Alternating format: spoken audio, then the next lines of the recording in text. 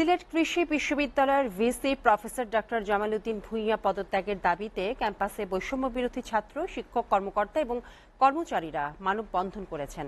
মানববন্ধনে ভিসিকে ক্যাম্পাসে অবাঞ্ছিত ঘোষণা করে পদত্যাগের জন্য ২৪ ঘন্টার আলটিমেটাম দেওয়া হয়েছে।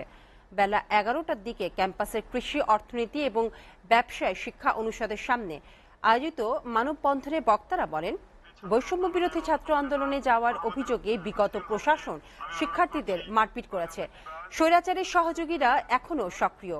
পতিত স্বৈরাচার সরকারের অনুসারীরা বিভিন্ন স্থানে পদত্যাগ করলেও ভিসি জামাল উদ্দিন ভূঁইয়া পদ আঁকড়ে রাখার চেষ্টা করে যাচ্ছেন। ২৪ ঘন্টার মধ্যে তাকে পদত্যাগ করতে হবে, নতুবা ছাত্র জনতা তাকে পদত্যাগে বাধ্য করবে।